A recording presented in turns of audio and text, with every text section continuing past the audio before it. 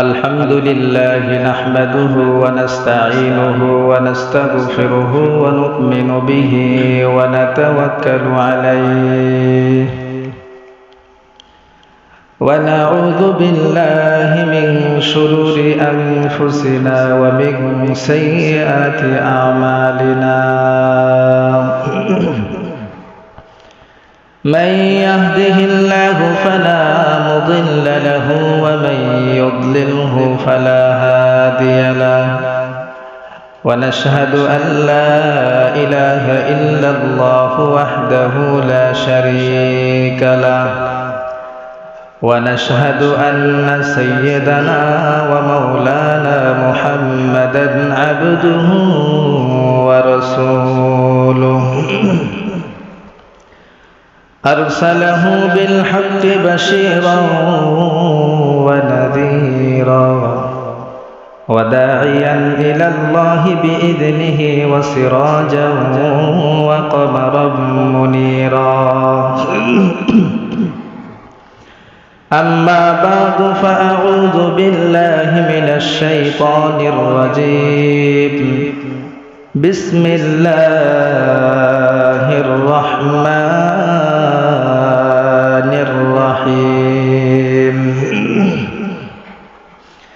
يا أيها النبي قل لأزواجك وبناتك ونساء المؤمنين يدنين عليهن من جلابيبهن ذلك أدنى أن يعرفن فلا يؤذين وكان الله غفورا رحيما قال النبي صلى الله عليه وسلم المرأة عورة فإذا خرجت استشرفها الشيطان صدق الله المولانا العظيم صدق رسوله النبي الكريم ونحن على ذلك من الشاهدين والشاكرين والحمد لله رب العالمين معزز محترم মুসল্লিয়ান কিরাম আল্লাহ জাল্লা শাআনুহুর দরবারে লাখো কোটি শুকরিয়া যে আল্লাহ তাআলা আমাদেরকে পবিত্র দিনে জান্নাতের বাগানে আসার এবং বসার তৌফিক দান করলেন। এজন্য অন্তরের অন্তঃস্থল থেকে কালিমাতুশ শুকর আদায় করি, বলি আলহামদুলিল্লাহ। যে আয়াতে কারিমা আপনাদের সামনে তেলাওয়াত করেছি সূরা আহজাবের 36 নম্বর আয়াত, রাসূল করিম সাল্লাল্লাহু আলাইহি ওয়াসাল্লামের একখানা হাদিস তেলাওয়াত করেছি। কোরআনের এই আয়াত এবং হাদিসের মাধ্যমে আল্লাহ এবং তার রাসূল মুমিন নারী পুরুষের পর্দার গুরুত্ব সম্পর্কে আলোচনা করেছেন। আজকে আমাদের সমাজে পর্দা নামক একটা বিধান আছে, ফরজ বিধান, এটা আমরা বিশ্বাস করতেই পারি না। পুরুষকে যে পর্দায় থাকা লাগবে, নারীদেরকে যে পর্দায় থাকতে হবে, এটা যে একটা ফরজ বিধান, এটা আমরা মানতে রাজি না। এজন্য আজকের আলোচ্য বিষয় হলো পর্দার গুরুত্ব সম্পর্কে। মা বোন যারা আমার কথাগুলো শুনছেন গুরুত্ব সহকারে মনোযোগ দিয়ে শুনবেন, ইনশাআল্লাহ দুনিয়াতেও ফায়দা হবে, আখিরাতেও ফায়দা হবে। পর্দার বিধান মেনে নেওয়া মানে আল্লাহর বিধানকে মেনে নেওয়া। পর্দার বিধানকে মেনে নেওয়া মানে আল্লাহর রাসূলের বিধানকে মেনে নেওয়া।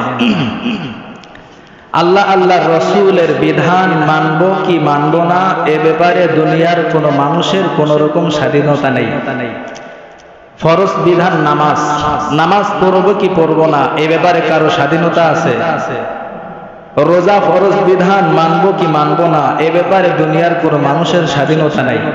ঠিক তদ্রূপ পর্দার ব্যাপারও, পর্দা যে ফরজ, এই বিধান আমি মানব কি মানব না, দুনিয়ার কোনো পুরুষ কোনো নারীর মানা না মানার ব্যাপারে কোনো স্বাধীনতা নেই, মানতেই হবে।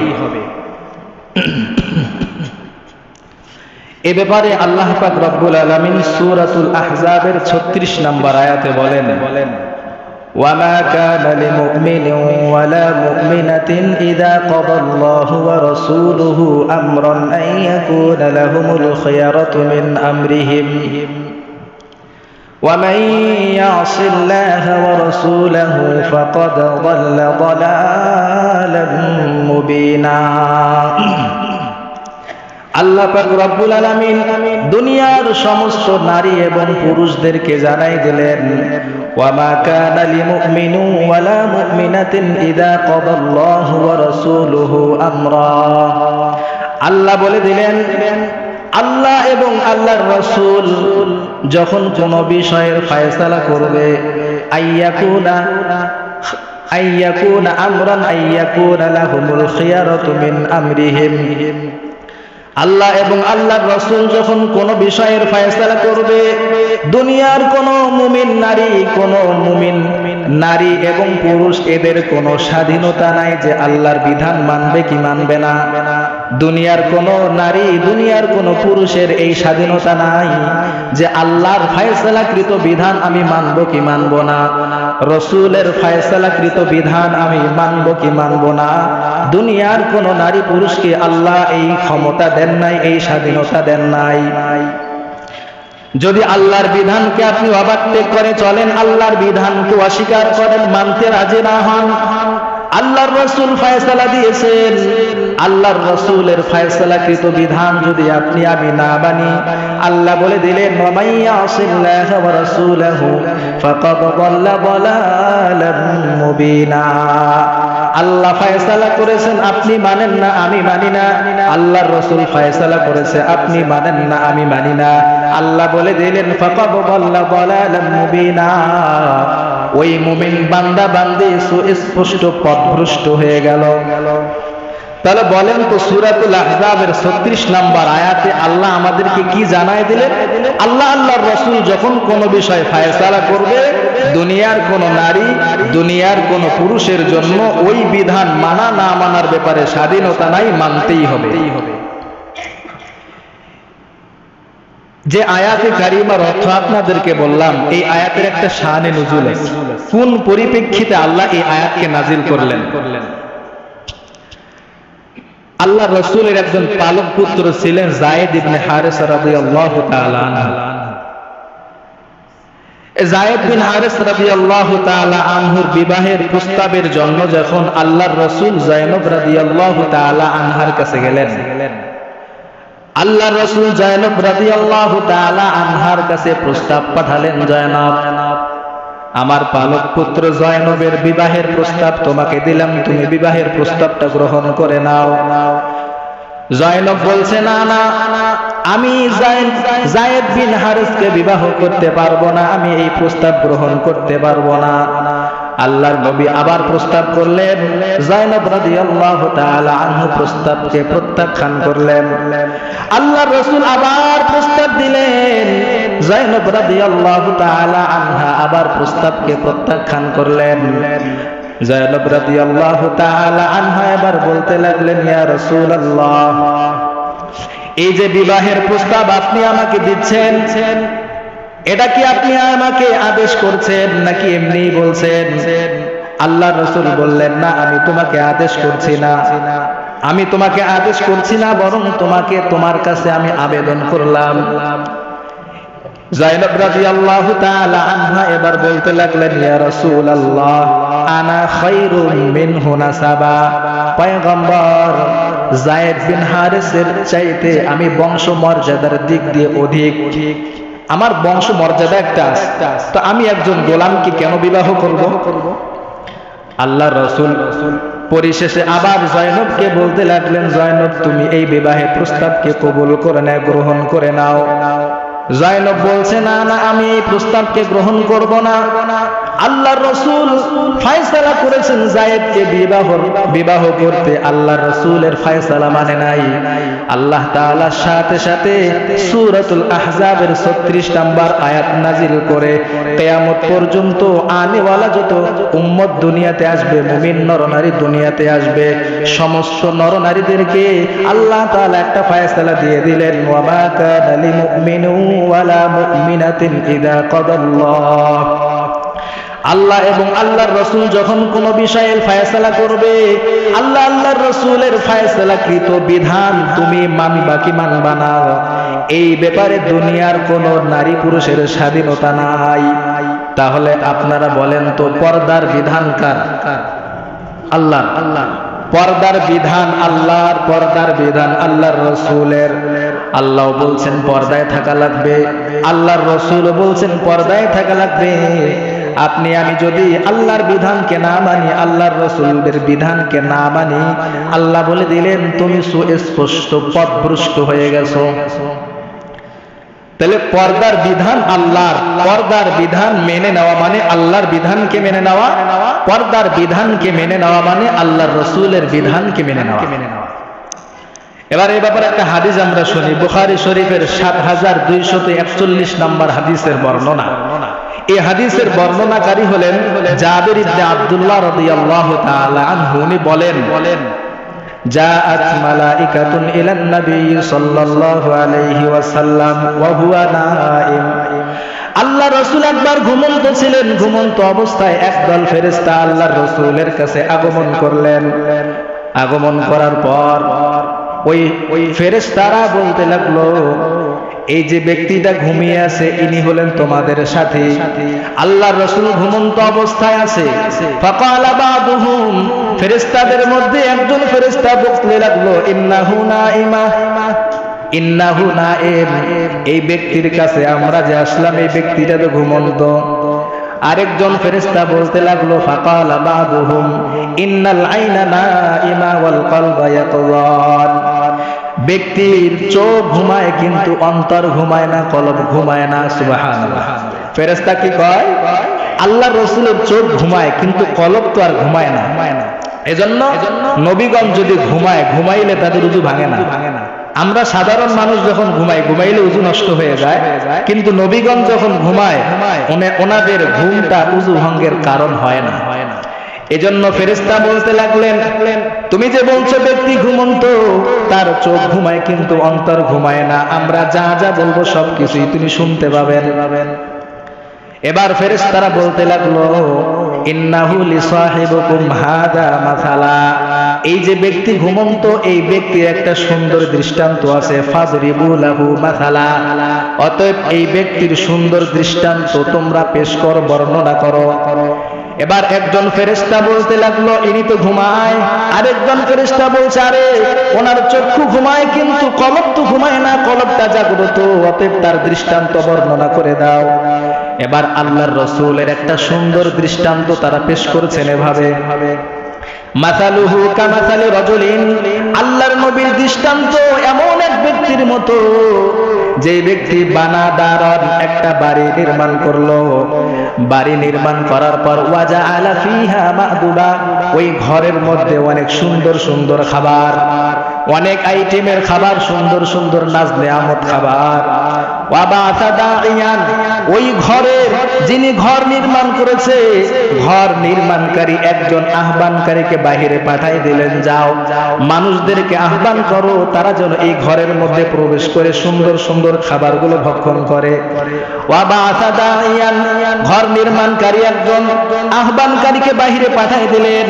ফামান আজাবাদ দাইয়া, যে ব্যক্তি ওই আহ্বানকারীর ডাকে সাড়া দিল, আকালা মিনাল মা'দুবা, দাখালাদ দারা, ওই আহ্বানকারীর ডাকে যারা সাড়া দিবে তারা ঘরে প্রবেশ করতে পারবে। ওয়া আকালা মিনাল মা'দুবা, ঘরে প্রবেশ করার পর ওই সুন্দর সুন্দর নাজ নেয়ামত যে খাবার ছিল তারা খাবারগুলো খাইতে পারবে। সুবহানাল্লাহ। ওয়া মান লাম ইউজিবিদ দাইয়া, আর ওই আহ্বানকারীর ডাকে যারা সাড়া দিবে না, ওয়ালাম ইয়াদখুলিদ দার, সে ঘরে প্রবেশ করতেও পারবে না। ওয়ালাম ইয়াকুল মিনাল মা'দুবা, ঘরের মধ্যে সুন্দর সুন্দর খাবার, এই খাবারগুলোও সে খাইতে পারবে না। এই যে সুন্দর দৃষ্টান্ত তারা পেশ করার পরে এবার বলছে, এই যে আমরা দৃষ্টান্তটা পেশ করলাম, ফাআউইলুহা বিহা, এই যে দৃষ্টান্ত পেশ করলাম, এই দৃষ্টান্তের একটা ব্যাখ্যা আছে, ব্যাখ্যাটা এই ব্যক্তিকে তোমরা জানিয়ে দাও। এবার একজন ফেরেশতা কয় ইন্নাহু নাইম, ব্যক্তি তো ঘুমায়। আরেকজন ফেরেশতা কয় না, ইন্নাল আইনা নাইমা ওয়াল কলবা ইয়াকযান, ব্যক্তির চক্ষু ঘুমায় কিন্তু কলব ঘুমায় না। এবার এই দৃষ্টান্তের ব্যাখ্যা তারা দিচ্ছেন, ফাদার আল জান্নাহ, ওই যে ঘরের বর্ণনা দেওয়া হয়েছে, ঘরটা হলো আল্লাহর বানানো জান্নাত। আর ওই আহ্বানকারীকে যে বাহিরে পাঠিয়ে দেওয়া হয়েছে, আদাঈ মুহাম্মাদুন সাল্লাল্লাহু আলাইহি ওয়াসাল্লাম, যেই আহ্বানকারীকে বাহিরে পাঠানো হয়েছে উনি হলেন মুহাম্মাদুর রাসূলুল্লাহ সাল্লাল্লাহু আলাইহি ওয়াসাল্লাম। তার মানে দৃষ্টান্ত দ্বারা বোঝায় ওই ঘর হলো জান্নাত, আর ঘরের মধ্যে যে নাজ নেয়ামত খাবার ছিল এগুলো হলো জান্নাতের খাবার। আর ওই ঘরের মধ্যে যিনি আহ্বানকারী তিনি হলেন মুহাম্মাদুর রাসূলুল্লাহ সাল্লাল্লাহু আলাইহি ওয়াসাল্লাম।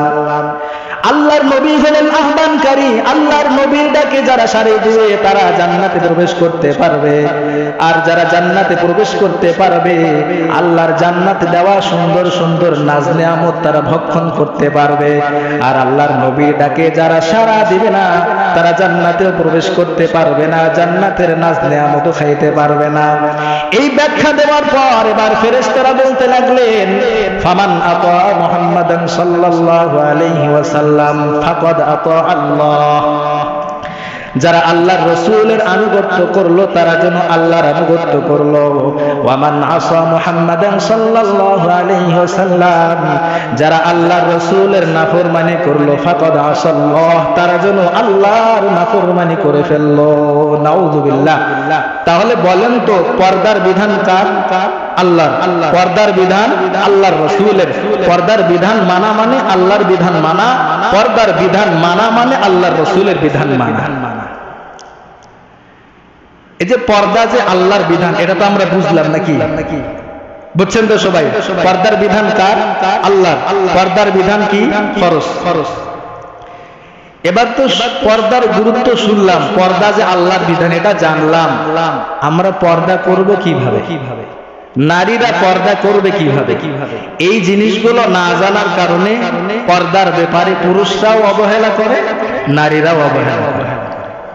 কিভাবে পর্দা করবে? আল্লাহ পাক রব্বুল আলামিন সূরাতুল আহজাবের 53 নম্বর আয়াতে বলে দিলেন, আমরা অনেক পুরুষ আছি, অনেক সময় মহিলাদের সাথে কথা বলার প্রয়োজন হয়। হয় কি হয় না? হয় না?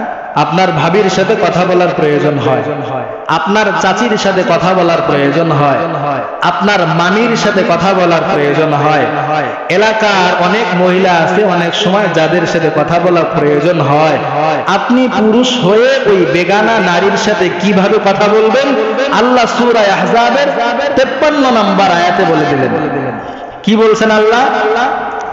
وَإِذَا سَأَلْتُمُوهُنَّ مَتَاعًا فَاسْأَلُوهُنَّ مِنْ وَرَاءِ حِجَابٍ, আল্লাহ বলে দিলেন তোমরা পুরুষরা যখন কোনো বেগানা নারীর কাছে কোনো কিছু চাইবা, ভাবির কাছে কোনো কিছু চাইবা, মামির কাছে কোনো কিছু চাইবা, এলাকার অনেক নারী আছে এদের কাছে কোনো কিছু চাওয়ার প্রয়োজন হয়, কথা বলার প্রয়োজন হয়, কিভাবে কথা বলবা, কিভাবে চাইবা? ফাসআলুহুন্না মিন ওয়ারাই হিজাব, তোমরা যখন মহিলাদের কাছে চাইবা, মহিলাদেরকে চাইবা, মহিলাদের কাছ থেকে চাইবা পর্দার আড়াল থেকে। বুঝেন নাই? মহিলারা থাকবে পর্দার আড়ালে, পর্দার ওপাশে থাকবে মহিলা, পর্দার এপাশে থাকবে পুরুষ, পর্দার ওপাশে থাকবে আপনার ভাবি, পর্দার এপাশে থাকবেন আপনি, পর্দার ওপাশে থাকবে আপনার মামি, পর্দার এপাশে থাকবে আপনি, পর্দার ওপাশে থাকবে আপনার মামি, পর্দার এপাশে থাকবেন আপনি, পর্দার ওপাশে থাকবে বেগানা নারী। পর্দার আলোচনা করলে আপনারা মনে করবেন হ্যাঁ এটা কি বিধান, এটা কি এত কঠিন বিধান হতে পারে? এটা আপনারা ভাববেন। অথচ পর্দার বিধানটা সহজ বিধান, কঠিন বানাইছি আপনি আর আমি। আল্লাহ বলে দিলেন কোন নারীর সাথে যখন কথা বলবা কিভাবে? নারী থাকবে পর্দার ওপাশে, পুরুষ থাকবে পর্দার এপাশে। ফাসআলুহুন্না মিন ওয়ারাই হিজাব, পর্দার আড়াল থেকে মহিলাদের কাছ থেকে চাইবা। বুঝে আসতে কথা? এই গেল মহিলাদের কাছ থেকে পুরুষেরা যখন চাবে, কিভাবে চাইবে? পর্দার আড়াল থেকে। এবার অনেক সময় মহিলাদের প্রয়োজন পড়ে পুরুষের সাথে কথা বলা, হয়নি?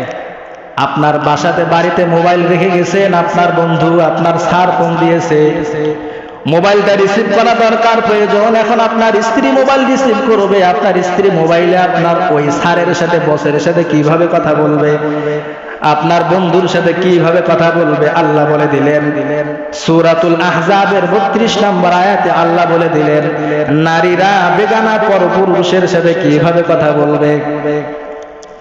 আল্লাহ বলে দিলেন ইদা তাবাররাজনা তাবাররুজাল জাহিলিয়াতিল উলা ইয়া নিসাআন নবী লাস্তুন্না কাআহাদিন মিনান নিসা ইন ইত্তাকাইতুন্না ফালা তাখদা'না বিল কওল। আল্লাহ বলে দিলেন হে নবীগণের স্ত্রীগণ, ইয়া নিসাআন নবী, তোমরা অন্যান্য মহিলাদের মতো মহিলা নাও। ফালা তাখদা'না বিল কওল, যখন তোমরা পরপুরুষের সাথে কথা বলবা মিষ্টি সুরে কোমল সুরে তোমরা পরপুরুষের সাথে কথা বলবা না। ইনিত্তাকাইতুন্না, যদি তোমরা আল্লাহকে ভয় করে থাকো তাহলে তোমরা পরপুরুষের সাথে কোমল সুন্দর কণ্ঠে কথা বলবা না। আমাদের সমাজে মা বোনদের অবস্থা এমন হয়ে গেছে, স্বামীর সাথে রাগে কথা বলে, স্বামীর সাথে সুন্দরভাবে কথা বলে না, নরম ভাবে কথা বলে না। কিন্তু যখন বাহিরের কোন পুরুষের সাথে কথা বলতে যায় এত নরম ভাবে কথা বলে, মনে হয় যে নারীটা মাটির সাথে মিশে গেছে। হয় কি হয় না? স্বামীর সাথে কঠোর ভাষায় কথা বলে, কিন্তু বাহিরের পুরুষের সাথে নরম ভাষায় কথা বলে, কোমল ভাষায় কথা বলে। আল্লাহ বলে দিলেন পুরাটাই তো আমার বিধানের উল্টা করে ফেলছো। আমি আল্লাহ বললাম স্বামীর সাথে নরম ভাষায় কোমল ভাষায় কথা বলো, পরপুরুষের সাথে কঠোর ভাষায় কথা বলো। পরপুরুষের সাথে যখন কথা বলবা তোমার কণ্ঠটা যেন কঠোর হয়, মানুষেরা এই কথা যেন বুঝে না এই মহিলাটার কথা অনেক খারাপ, এই কথাটা যেন মানুষের দেমাগে ধরে। তাহলে বলেন তো, একজন নারী যখন পরপুরুষের সাথে কথা বলবে কিভাবে কথা বলবে? নরম ভাষায়, কোমল ভাষায়, নাকি কর্কশ ভাষায়? কর্কশ ভাষায় কথা বলবে। স্বামীর সাথে কথা বলবে নরম ভাষায়, বাহিরের পরপুরুষের সাথে কথা বলবে কঠোর ভাষায়। এ গেল 2 নাম্বার, মহিলারা পুরুষের সাথে কিভাবে কথা বলবে। 3 নাম্বার, মহিলারা কোথায় থাকবে? মহিলায় কি বাড়ির ভিতরে থাকবে, নাকি বাহিরে থাকবে, নাকি ক্ষেত খামারে কাজ করবে, নাকি অফিসে থাকবে? কোথায় থাকবে? আল্লাহ তাআলা সূরাতুল আহজাবের 33 নম্বর আয়াতে বলে দিলেন মহিলাদের বাসস্থান কোথায়, মহিলাদের আশ্রয়স্থল কোথায়? আল্লাহ বলে দিলেন ওয়াকারনা ফি বুয়ুতিকুন্না ওয়ালা তাবাররাজনা তাবাররুজাল জাহিলিয়াতিল উলা। আল্লাহ বলে দিলেন মহিলাগণ তোমরা শোনো, ওয়াকারনা ফি বুয়ুতিকুন্না, তোমরা তোমাদের ঘরের মধ্যে অবস্থান করো, ঘরের বাইরে যাওয়া যাবে না। কি বললেন আল্লাহ? মহিলারা শোনো, তোমরা ঘরের ভিতরে থাকবা, ঘরের বাইরে যাইবা না।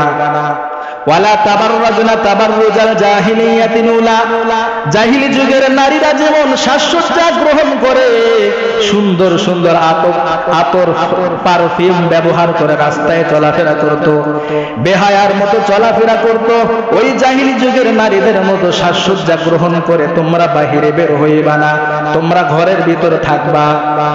তাহলে বলেন তো মহিলাদের কর্মস্থল কোথায়? বাড়ির ভিতর। বাড়ি। মহিলাদের কর্মস্থল কোথায়? বাড়ির ভিতর। এখন আমরা মহিলাদের কর্মস্থল বানাইছি চাকরির স্থানে, মহিলাদের কর্মস্থান বানাইছি মাঠে, মহিলাদের কর্মস্থল বানিয়েছি খেতে। আপনি স্বামী আপনার স্ত্রীকে পাঠাইলেন আপনি খেতে, আপনি বাবা আপনার মেয়েকে পাঠাইলেন আপনি চাকরিতে। হ্যাঁ, চাকরিও করতে পারবে, খেতেও যাইতে পারবে। কিভাবে যাবে এটা পরে আসতেছে, আগে প্রথম বিধান হলো মহিলাদেরকে ঘরে থাকতে হবে, ঘরের বাহিরে যাওয়া যাবে না। আল্লাহ তাআলা সূরাতুল আহজাবের 33 নম্বর আয়াতে বলে দিলেন ওয়াকারনা ফি বুয়ুতিকুন্না, মহিলা তোমরা ঘরে থাকো, ঘরের বাহিরে যাইবা না। এবার শুনেন, অনেক প্রয়োজনে নারীদেরকে ঘরের বাহিরে যেতে হয়, হয় কি হয় না?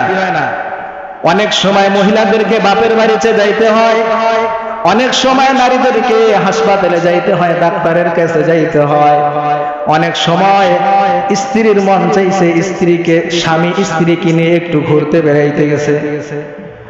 এই স্ত্রীদের সাথে ঘোরাঘুরি করা স্বামীর এটা দায়িত্ব। বুঝে আসতে কথা? শুধু ঘরের ভিতরেই শুধু রাখবেন এটা কিন্তু না। স্ত্রীর মনোরঞ্জনের জন্য স্ত্রীকে অনেক সময় বিভিন্ন জায়গায় ঘুরতে নিয়ে যাওয়া, এটা স্বামীর দায়িত্ব। এই স্বামীর দায়িত্ব এখন আজকের আলোচ্য বিষয় না। আজকের আলোচ্য বিষয় হলো পর্দা। তো বলেন তো মহিলারা প্রথম অবস্থায় কোথায় থাকবে? ঘরের ভিতরে। এবার অনেক সময় মহিলাদের ঘরের বাহিরে যাইতে হয়। এখন এই মহিলাটা যে ঘরের বাহিরে যাবে কিভাবে যাবে? আল্লাহ সূরাতুল আহজাবের 59 নম্বর আয়াতে বলে দিলেন মহিলারা যখন ঘরের বাহিরে যাবে কিভাবে যাবে। আল্লাহ বলেন ইয়া আইয়ুহান নাবিয়্যু কুল লিআজওয়াজিকা ওয়া বানাতিকা ওয়া নিসাইল মুমিনিনা ইউদিনিনা আলাইহিন্না মিন জালাবিবিহিন। আল্লাহ বলে দিলেন পয়গম্বর আপনি আপনার স্ত্রীকে জানায়া দেন, আপনার স্ত্রীদেরকে বলে দেন, আপনার কন্যাদেরকে বলে দেন, কিয়ামত পর্যন্ত যত আনেওয়ালা উম্মত আসবে সকল উম্মতদের স্ত্রীদেরকে নারীদেরকে আপনি বলে দেন ইউদিনিনা আলাইহিন্না মিন জালাবিবিহিন্না, তারা যখন প্রয়োজনে ঘরের বাহিরে বের হবে তারা যেন তাদের উপর তাদের বড় ওড়নাটা যেন তাদের মাথার উপর ফেলে দেয়। রুমাল নেই, এই যে মনে করেন এটা একটা বড় পর্দা। আপনার স্ত্রী আপনার কন্যাকে আপনি ঘরের বাহিরে পাঠাবেন, আল্লাহ বলে দিলেন প্রয়োজনে যখন আপনার স্ত্রী আপনার কন্যা ঘরের বাহিরে বের হবে তারা যেন তাদের বড় ওড়নাটা মাথার উপরে এভাবে ফেলে দেয়। বলেন তো আমার মুখ দেখতে পাইছেন আপনারা? পাইছেন? আল্লাহ শব্দ উচ্চারণ করেছেন জালাবিব। জালাবিব এটা বহু বচন, জিলবাব এক বচন। এই জিলবাবের বহু বচন জালাবিব। জালাবিব বলা হয় আর রিদাউ ফাওকাল খিমার। মহিলারা বুকের উপর ওড়না পরে না, ওড়না মহিলারা বুকের উপর যে একটা ওড়না পরে এর উপর আরেকটা বড় চাদর নিয়ে তারা এইভাবে যেন বাহিরে বের হওয়ার সময় ঢাকা দেয়। তাহলে বলেন তো আল্লাহ বলে দিলেন কিভাবে বের হবে মহিলারা? জিলবাব পরিহিত অবস্থায় তারা যেন ঘরের বাহিরে বের হয়। এবার বলেন আমরা কিভাবে আমাদের স্ত্রীদেরকে ঘরের বাহিরে বের করি? আমাদের কন্যাদেরকে আমরা ঘরের বাহিরে কিভাবে বের করে দিই? মুখ ঢাকা অবস্থায় নাকি মুখ খোলা অবস্থায়? শুধু মুখ খোলা অবস্থায় না, আপনার স্ত্রীর জন্য এমন একটা কাপড় কিনছেন, পোশাক কিনছেন যে পোশাকের ছিদ্র দিয়ে আপনার স্ত্রীর ভিতরের গোশত চামড়া সব দেখা যায়। কি আপনার স্ত্রীকে কিনে দেন নাই? আপনার কন্যাকে কিনে দেন নাই? দিছেন, সবাই দিছেন। এটা অন্যায়। হ্যাঁ দেন, পর্দার আড়ালে আপনার স্ত্রী এই সুন্দর কাপড় পরিহিত অবস্থায় যেন আপনার সামনে আসে, পরপুরুষের সামনে না। এটা তো একটা লজ্জার বিষয় যে আমার স্ত্রীকে সাজগোজ করাইলাম পরপুরুষকে দেখানোর জন্য, নিজের জন্য সাজানোর জন্য একদিনও স্ত্রীকে সাজাইলাম না, পরপুরুষকে দেখানোর জন্য স্ত্রীকে যত সাজানো দরকার সমস্ত সাজাইলাম। আপনি তো একদিনও স্ত্রীর জন্য নিজেও সাজলেন না, স্ত্রীকেও সাজাইলেন না।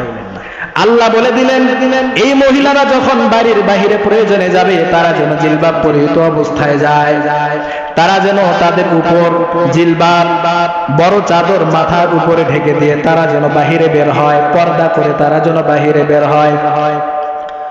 আল্লাহ তাআলা বলে দিলেন সূরাতুন নূরের 30 নম্বর আয়াতে বলে দিলেন এই মহিলা যখন বাড়ির বাহিরে পর্দা অবস্থায় বের হবে, মুখ ঢাকা অবস্থায় যখন নারীটা বাড়ির বাহিরে বের হবে, আল্লাহ বলে দিলেন অনেক সময় অনেক নারী অনেক পুরুষ পর্দা করে ঠিক আছে, কিন্তু রাস্তার বাহিরে বের হলে চোখ দিয়ে পরপুরুষকে তাকায় না।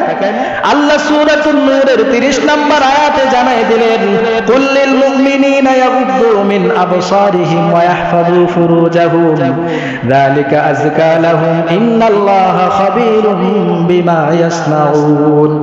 আল্লাহ তাআলা মুমিন পুরুষদেরকে বলে দিলেন এই তোমরা যখন রাস্তাঘাটে হাঁটবা চলাফেরা করবা, তোমার চোখের সামনে যখন কোনো বেগানা নারী পড়বে সাথে সাথে তোমার চোখ থেকে নিচের দিকে করো। ইয়াগুদ্দু মিন আবসারিহিম, তুমি তোমার চোখটা মাটির দিকে করো, পর নারীর দিকে তাকাইবা না। যালিকা আযকা লাহুম, এটা তোমার জন্য পূত পবিত্রতার কারণ হবে। ইন্নাল্লাহা খাবীরুম বিমা ইয়াসনাউন, তোমার অন্তর যে কল্পনা জল্পনা হয় এই সম্পর্কে আল্লাহ বেখবর না, আল্লাহ তাআলা জানেন।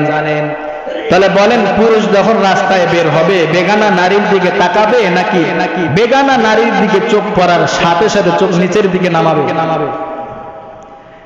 অনেক যুবক দলিল দেয় যে একবার দেখা যায়। ওই যে আলী রাদিয়াল্লাহু তাআলা আনহুকে একবার রাসূল সাল্লাল্লাহু আলাইহি ওয়াসাল্লাম বলেছিলেন, ইয়া আলী লা তুতবি'ন নাজরাতান নাজরাতা ফা ইন্না লাকাল উলা ওয়া লাইসাত লাহু সানিয়া। তোমার চোখের সামনে যখন কোনো বেগানা নারী পড়বে, হঠাৎ চোখে পড়ে গেছে একবার, এটার সমস্যা হবে না। হঠাৎ পড়ে যাওয়ার পর যদি তুমি এই কথা মনে করো একবার তাকানো তো জায়েজ, ঘন্টার পর ঘন্টা ওই মেয়েটার দিকে তাকিয়ে আছে, এটা হারাম। একবার জায়েজ মানে কি? রাস্তায় হাঁটতেছেন হঠাৎ চোখে পড়ছে, সাথে সাথে চোখ নামান, এটা হলো একবার। আর আপনি যদি মনে করেন একবার দেখা তো জায়েজ, তো যাক দেখতেই থাকি না, আল্লাহ রাসূল এটা নিষেধ করছে, এরকম না। হঠাৎ আপনার চোখে পড়েছে, কি করবেন? চোখ নামায় ফেলেন। তো এই নারী যখন রাস্তার বাহিরে বের হয়েছে, বেগানা পুরুষ তার চোখের সামনে পড়েছে, আল্লাহ বলে দিলেন, আল্লাহ মুমিন পুরুষদেরকে বলে দিলেন, তুমি তোমার চক্ষুকে হেফাজত করো, চোখ নিচের দিকে নামাও। এবার আল্লাহ তাআলা ৩১ নম্বর আয়াতে সকল মুমিন নারীদেরকে জানায় দিলেন, ওয়াকুল্লিল মুমিনাতি ইয়াগদুদনা মিন আবসারিহিন্না ওয়া ইয়াহফাযনা ফুরুজাহুন্না। আল্লাহ বলে দিলেন, মুমিন নারী তুমি যখন পর্দা মেইনটেইন করে বোরকা পরে তুমি যখন রাস্তার বাহিরে বের হইবা, অনেক সময় তোমার চোখের সামনে বেগানা পুরুষ পড়তে পারে, কি করবা? সাথে সাথে তুমি তোমার চক্ষু মাটির দিকে নেমে আনবা। আল্লাহর রাসূল সাল্লাল্লাহু আলাইহি ওয়াসাল্লাম তার দুইজন বিবিকে নিয়ে ঘরের মধ্যে বসা, এমন সময় একজন অন্ধ সাহাবী আব্দুল্লাহ ইবনে উম্মে মাকতুম রাদিয়াল্লাহু তাআলা আনহু আসলেন। সাহাবী অন্ধ সাহাবী আল্লাহর রাসূলের ঘরে যখন প্রবেশ করলেন, আল্লাহর রাসূল তার বিবিদেরকে বললেন, বিবি তোমরা যাও, ভিতরে চলে যাও, পর্দার আড়ালে চলে যাও। আল্লাহর রাসূলের বিবি বললেন, ইয়া রাসূলুল্লাহ, যে সাহাবী আসছে ইনি তো অন্ধ, ইনি তো আমাদেরকে দেখতে পাবে না। আল্লাহর রাসূল বলে দিলেন, এই অন্ধ সাহাবী দেখতে পাবে না, তোমরা কি অন্ধ? তোমাদের চোখ নাই? তোমরা কি অন্ধ? তোমরা কি দেখবা না? কয় হ্যাঁ দেখবো। যদি তোমরা দেখেই থাকো তাহলে ভিতরে যাও। অন্ধ সাহাবী সে দেখতে পারবে না কি হয়েছে, কিন্তু তোমরা তো তাকে দেখতে পাইবা। তাহলে বলেন তো, মহিলাদের ব্যাপারেও পরপুরুষদেরকে দেখা কি জায়েজ আছে? জায়েজ আছে? জায়েজ নেই। এটা হলো মহিলারা যখন রাস্তায় বের হবে পর্দা মেইনটেইন করে বের হবে, চক্ষুকে হেফাজত করবে, মাটির দিকে করবে। পর পুরুষকেও যখন যেন কোনো মহিলা না দেখে, পুরুষরাও যেন পর নারীকে না দেখে। আমাদের সমাজে অনেক মানুষ মনে করে মহিলাদের মুখ ঢাকা, মুখ খোলা যায়। এই ফতোয়াও প্রকাশিত হয়েছে বাংলাদেশে, মহিলাদের মুখ খোলা যায়। বলেন তো, মহিলাদের মুখ খোলা কি জায়েজ? মহিলাদের মুখ কি পর্দার অন্তর্ভুক্ত না? বুখারী শরীফের 4241 নম্বর হাদিসের বর্ণনা। এই হাদিসটা যদি মনোযোগ দিয়ে শোনেন তাহলে বুঝতে পারবেন যে মহিলাদের মুখ পর্দার অন্তর্ভুক্ত কি অন্তর্ভুক্ত না। عن أنس رضي الله تعالى عنه قال أنس رضي الله تعالى عنه বর্ণনা তিনি বলেন أقام رسول الله صلى الله عليه وسلم بين خيبر والمدينة খয়বার এবং মদিনার মধ্যবর্তী একটা জায়গা ছিল। আল্লাহর রাসূল সালাসা লায়ালিন, 3টা রাত আল্লাহর রাসূল সেখানে অবস্থান করলেন। অবস্থান করার কারণ হলো ইউবনা আলাইহি বিসফিয়া, কারণ এই খয়বার এবং মদিনার মাঝখানে আল্লাহর রাসূল সফিয়া রাদিয়াল্লাহু তাআলা আনহাকে বিবাহ করেছিলেন। এই মদিনা এবং খয়বারের মাঝখানে 3টা রাত্র আল্লাহর রাসূল অবস্থান করেছেন সফিয়া রাদিয়াল্লাহু তাআলা আনহার সাথে বাসর রাত উদযাপন করার জন্য। বাসর রাত উদযাপন করার জন্য আল্লাহর রাসূল 3 রাত অবস্থান করলেন। অবস্থান করার পর আল্লাহর রাসূলের সাহাবী আনাস রাদিয়াল্লাহু তাআলা আনহু বলেন, ফাদাউতুল মুসলিমিনা ওয়ালিমাতিহি, আমি আল্লাহর রাসূলের ওয়ালিমা খাওয়ানোর জন্য সমস্ত সাহাবীদেরকে দাওয়াত করলাম। অলিমা বুঝেন তো? বিবাহের পরে ছেলের বাড়িতে যে অলিমা হয়, এখন তো অলিমা নাই, এখন আছে বরযাত্রী। বরযাত্রী কি আছে? বরযাত্রী। একেবারে পুরা উল্টা, পুরাই উল্টা। বিবাহ হবে সাদা সিধা, বিবাহের পরের দিন অলিমার অনুষ্ঠান হবে ছেলের বাড়িতে। আমরা কি করি? বিয়ার বাড়িতে বলে দেই আমার এখান থেকে বাড়ি থেকে আমার আত্মীয় স্বজন 150 লোক যাবে। বিয়ে কয় এতগুলো মানুষ আসলে খুব কষ্ট হয়ে যাবে, আপনি 50 জন নিয়ে আসেন। হয় না, আমার আত্মীয় স্বজন কি কম নাকি, 150 জনে নিয়ে যাব। বেচারা কি করবে? সুদের উপর লোন কইরা ঋণ কইরা 2-3টা গরু সোয়ায় দেয়, জবাই করে 150-200 লোককে খাওয়ায়। এটা হালাল না হারাম? মানুষের উপর অন্যায় জুলুম করা হালাল না হারাম? খাইতে চাই আমরা মানুষের গোশত। আল্লাহ আমাদের সবাইকে এই সমস্ত কুকর্ম থেকে আল্লাহ হেফাজত করুন। আল্লাহর রাসূল ওই খায়বার আর মদিনার মাঝখানে 3 দিন অবস্থান করলেন। আল্লাহর রাসূল সফিয়া রাদিয়াল্লাহু তাআলা আনহার সাথে বাসর রাত উদযাপন করার পর এরপরে সাহাবী বলেন, আমি সকল সাহাবীদেরকে আল্লাহর রাসূলের ওলিমার দাওয়াত করলাম। দাওয়াত খাওয়ানো শেষ, ওলিমা খাওয়া শেষ। এবার আমরা চিন্তা করলাম, আল্লাহর রাসূল তো সফিয়া রাদিয়াল্লাহু তাআলা আনহাকে বিবাহ করেছে। যদি আল্লাহর রাসূলের বিবি হয়, যদি আল্লাহর রাসূল ওনাকে পর্দায় রাখে, আল্লাহর রাসূল যদি ওনাকে পর্দায় রাখে, তাহলে আমরা বুঝবো উনি হলেন উম্মাহাতুল মুমিনিন, মুমিনদের মা। আর যদি দেখি না না আল্লাহর রাসূল তাকে পর্দায় রাখে নাই, তাহলে আমরা বুঝবো উনি হলেন বাদী। বাদীদের মুখ ঢাকা দরকার হয় না, কিন্তু স্বাধীন নারীদের মুখ ঢাকা ফরজ, ওয়াজিব। এই কথা বলার পর আল্লাহর রাসূল সাল্লাল্লাহু আলাইহি ওয়াসাল্লাম তার বাহনের উপর সফিয়া রাদিয়াল্লাহু তাআলা আনহাকে উঠালেন। উঠার পর আল্লাহর রাসূল পর্দার মাধ্যমে পর্দা আবৃত করে দিলেন, পর্দার আড়ালে নিয়ে গেলেন। তখন সাহাবীরা ভাবলেন আসলে ইনি হলেন আমাদের উম্মাহাতুল মুমিনিন, এজন্যই তার সাথে আমাদের পর্দা করা ফরজ। তাহলে বলেন তো, মুখ ঢাকা ফরজ কি ফরজ না? একজন নারীর সবচেয়ে সুন্দর জায়গা কোনটা কন্ত? আপনি বিবাহ করতে গেছেন, আগে কি দেখছেন? ও মা, হাত দেখছেন, পা, আগে কি দেখছেন? মুখ। তো মহিলাদের সবচেয়ে সুন্দরের জায়গাই তো হলো মুখ। আল্লাহ বলে দিলেন, ওয়ালা ইউবদিনা যিনাতাহুন্না ইল্লা মা যাহারা মিনহা। হে নারীরা, তোমরা তোমাদের সৌন্দর্যকে প্রকাশ করবা না, তোমরা তোমাদের সৌন্দর্যকে প্রকাশ করবা না। মহিলাদের সবচেয়ে সৌন্দর্য কি? মুখ। আল্লাহ তো বলে দিলেন মুখ প্রকাশ করা যাবে না। এই হাদিস দ্বারা কি বুঝলেন? মুখ খোলা জায়েজ না মুখ ঢাকতে হবে? আরেকটা হাদিস শুনুন, বাইহাকি শরীফের হাদিস।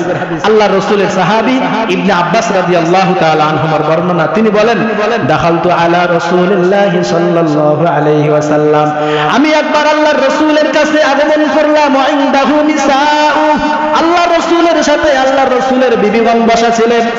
আল্লাহর রাসূলের কাছে গেলাম, আল্লাহর রাসূলের সাথে আল্লাহর রাসূলের বিবিগণ ছিলেন। আল্লাহর রাসূলের সাহাবী বলেন, ফাস্তাতারনা মিন্নি ইল্লা মাইমুনা, আল্লাহর রাসূলের সমস্ত স্ত্রীগণ পর্দায় চলে গেলেন, একমাত্র মাইমুনা ছাড়া। সমস্ত স্ত্রী তাদের মুখ ঢাকলেন, পর্দায় চলে গেলেন, বাকি রইলেন কে? মাইমুনা রাদিয়াল্লাহু তাআলা আনহা। মাইমুনা রাদিয়াল্লাহু তাআলা আনহা হলেন ইবনে আব্বাস রাদিয়াল্লাহু তাআলা আনহুমার দুধ সম্পর্কীয় আত্মীয়। বুঝে আসতো কথা? দুধ সম্পর্কীয় আত্মীয়, এজন্যই তার সাথে পর্দার বিধান ছিল না। তো বলেন তো, আল্লাহর রাসূলের অন্যান্য স্ত্রীগণ পর্দায় চলে গেছেন, মুখ ঢাকছেন কেন? তাদের সাথে পর্দা করা ফরজ ছিল, এজন্য। মাইমুনা রাদিয়াল্লাহু তাআলা আনহার সাথে পর্দা ফরজ ছিল না, এজন্য পর্দা করেন না। আল্লাহর রাসূলের ইন্তেকাল হয়ে গেল। ইন্তেকাল হয়ে যাওয়ার পর আল্লাহর রাসূলের দেহ মোবারক দেখার জন্য আবু বকর রাদিয়াল্লাহু তাআলা আনহু আগমন করলেন। আগমন করার পর সরাসরি ওনার মেয়ে আয়েশা রাদিয়াল্লাহু তাআলা আনহার ঘরে প্রবেশ করেন। আয়েশা রাদিয়াল্লাহু তাআলা আনহার ঘরে নবীজির ইন্তেকাল। তো আয়েশা রাদিয়াল্লাহু তাআলা আনহা নবীজি আবু বকর রাদিয়াল্লাহু তাআলা আনহুর কি হয়? আয়েশা রাদিয়াল্লাহু তাআলা আনহা আবু বকরের কি হয়? মেয়ে হয় না? আবু বকর রাদিয়াল্লাহু তাআলা আনহুর কন্যা, নবীজির স্ত্রী। তো নিজের মেয়ের ঘরে প্রবেশ করতে কি আর অনুমতি লাগে? আবু বকর রাদিয়াল্লাহু তাআলা আনহু গেলেন, ঘরের দরওয়াজার বাইরে দাঁড়ানো আল্লাহর রাসূলের সাহাবী আবু বকর রাদিয়াল্লাহু তাআলা আনহু ফাস্তাআযানা আবু বকর রাদিয়াল্লাহু তাআলা আনহু ফি বাইতি ইবনাতি আয়েশা রাদিয়াল্লাহু তাআলা আনহা, আয়েশা রাদিয়াল্লাহু তাআলা আনহার কাছে অনুমতি চাইলেন, আম্মা জান আমি কি ঘরে প্রবেশ করতে পারি? কে অনুমতি চাইলেন? আবু বকর রাদিয়াল্লাহু তাআলা। কিছুক্ষণ পর আয়েশা রাদিয়াল্লাহু তাআলা আনহা জবাব দিলেন, আব্বা জান এবার আপনি আসতে পারেন। আবু বকর রাদিয়াল্লাহু তাআলা আনহু ঘরে ঢুকলেন। উনি বলেন সমস্ত রসুলের স্ত্রীগণ ওখানে ছিল, আল্লাহর রসুলের লাশের পাশে তারা ছিল। আবু বকর রাদিয়াল্লাহু তাআলা আনহু যখন ঘরে প্রবেশ করলেন, সমস্ত স্ত্রীগণ ফাস্তাতারনা মিন আবি বকর রাদিয়াল্লাহু তাআলা আন ইল্লা মা কানা মিন আয়েশা, আয়েশা রাদিয়াল্লাহু তাআলা আনহা ছাড়া অন্যান্য সমস্ত স্ত্রীগণ আবু বকর রাদিয়াল্লাহু তাআলা আনহুর সাথে পর্দা করেছেন। কি করছেন? মুখ ঢাকা ছাড়া না মুখ ঢাকা সহকারে? আবু বকর রাদিয়াল্লাহু তাআলা ঘরে প্রবেশ করেছেন, সমস্ত স্ত্রীগণ পর্দার আড়ালে চলে গেছে। তাহলে বলেন তো মহিলাদের মুখ পর্দার অন্তর্ভুক্ত কিনা? মহিলাদের মুখও ঢাকতে হবে, এটা ফরজ বিধান। তাহলে মহিলাদের পর্দার গুরুত্ব বুঝলাম, কিভাবে মহিলারা পর্দা করবে এটাও আমরা জানলাম। তাহলে আপনারা আপনার স্ত্রীদেরকে এইভাবে পর্দায় রাখতে পারবেন ইনশাআল্লাহ। শেষে শুধু একটা কথা আপনাদের, অনেক কথা ছিল মাঝখানে নাই, সময় নেই, শুধু শেষে একটা কথা আপনাদেরকে বলি। একজন নারী, বেপরদা নারী, তার 4 জন আত্মীয়কে জাহান্নামে নিয়ে যাবে। কয়জন?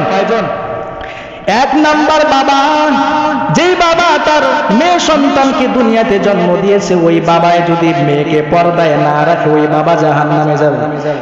ওই মেয়ে বেপরদায় থাকার কারণে জাহান্নামে যাবে। হাসরের ময়দানে আল্লাহর কাছে বলবে, আল্লাহ আমার বাবা আমাকে পর্দায় রাখে নাই।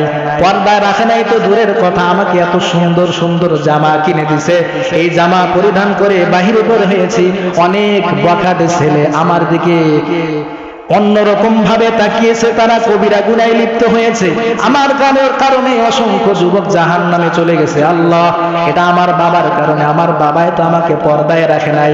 এক নাম্বার মেয়ে, ওই বেগানা নারী তার বাবাকে জাহান্নামে নিয়ে যাবে। 2 নাম্বার, এই নারীর যখন বিবাহ হয়ে যাবে, বিবাহ হওয়ার পর স্বামী যদি স্ত্রীকে পর্দায় না রাখে, হাসরের ময়দানে ওই স্ত্রী ওই স্বামীকে জাহান্নামে নিয়ে যাবে। 3 নাম্বার, বড় ছেলে, বাবা নাই কিন্তু বড় ছেলে আছে, এই বড় ছেলে যদি তার মায়ের পর্দার ব্যবস্থা না করে ওই মা থেকে জাহান্নামে নিয়ে যাবে। 4 নাম্বার, বড় ভাই, বাবা নাই, আত্মীয় স্বজন নাই কিন্তু বড় ভাই আছে, এই বড় ভাই যদি তার বোনের পর্দার ব্যবস্থা না করে, হাসরের ময়দানে ওই বোন ওই বড় ভাইকে জাহান্নামে নিয়ে যাবে। তাহলে মা বোনদেরকে পর্দায় রাখা যে ফরজ, এই বিধানটা আমরা কি বুঝলাম? পর্দায় রাখবো তো ইনশাআল্লাহ, চেষ্টা করবো তো ইনশাআল্লাহ। এই যে অনেক সময় আপনাদেরকে অনুরোধ করতেছি, মা বোন যারা আমার কথাগুলো শুনছেন আপনাদেরকেও অনুরোধ করছি, আপনারা এইভাবে রাস্তাঘাটে বসে থাকবেন না। আপনারা এইভাবে বেপরদায় রাস্তাঘাটে বসে থাকেন। অনেক মা বোন আছে রাস্তায় বের হয়ে রাস্তায় বসে গল্পগুজব করে, রাস্তায় বের হয়ে চুল আশ্রয়, রাস্তায় বসে বসে বিভিন্ন গল্পগুজব করে, গীবত শেখায়েত করে রাস্তায় বসে বসে। এগুলো তো রাস্তায় বসার জায়গা মেয়েদের, মহিলাদের? এজন্য আপনাদের কাছে আবদার, আপনারাও মা বোনদেরকে বলবেন, যে সমস্ত মা বোনেরা বাহিরে আসে এরা তো আপনারই স্ত্রী, আপনারই বোন, আপনারই মা, তাই না? আর অন্য কেউ তো না। আপনারা বলে দিবেন তারা যেন বেপরদায় রাস্তাঘাটে বসে না থাকে, গল্পগুজব না করে। আল্লাহ তাআলা আমাদের সবাইকে পর্দার বিধান যে ফরজ, এই বিধান বুঝে শুনে আমল করার তৌফিক আল্লাহ আমাদেরকে দান করুন। সবাই বলেন আমিন। ওয়া আখির দাওয়াহুম আলহামদুলিল্লাহি রাব্বিল আলামিন। সুন্নাত যারা